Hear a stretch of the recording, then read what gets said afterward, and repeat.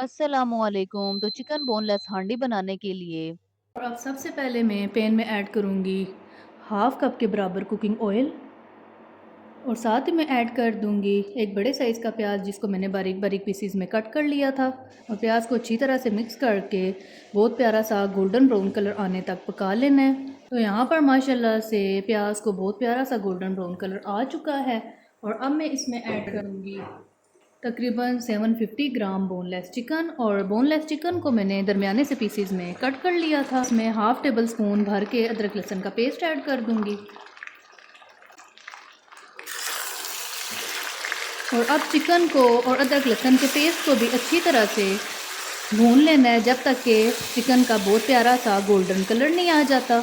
यहाँ पर चिकन काफ़ी ज़्यादा पानी भी छोड़ रहा है, तो बस हमने हाई फ्लेम पर इसको कुक करते जाना है तब तक जब तक कि इसका बहुत प्यारा सा गोल्डन कलर नहीं आ जाता। तो यहाँ पर तकरीबन 4 से 5 मिनट हो गए हैं चिकन को पकाते हुए, और माशाल्लाह से चिकन का कलर भी चेंज होना स्टार्ट हो चुका है। आप देख सकते हैं गोल्डन की तरफ कलर जा रहा है। तो अब मैं इसमें नेक्स्ट चीज़ ऐड करूँगी, और अब मैं इसमें ऐड करूँगी 2 मीडियम साइज़ के टमाटर जिनका मैंने फ़ाइन पेस्ट बना लिया था।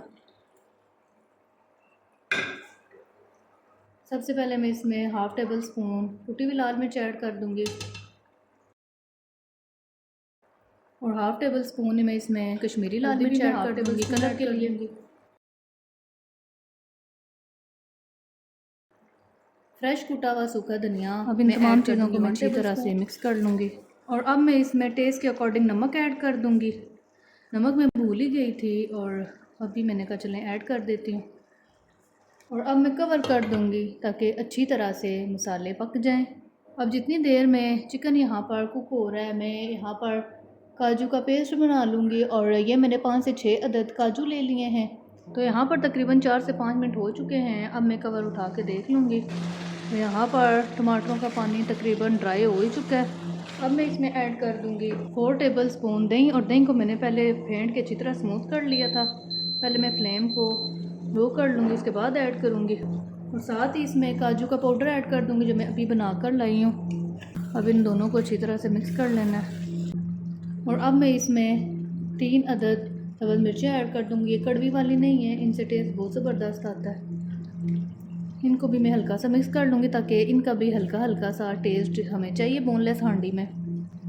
और अब मैं कवर कर दूँगी तकरीबन 2 मिनट के लिए ताकि दही का पानी भी अच्छी तरह से ड्राई हो जाए और काजू का और सब्ज़ मिर्चों का तकरीबन 2 मिनट हो चुके हैं। अब मैं इसका कवर उठा लूँगी।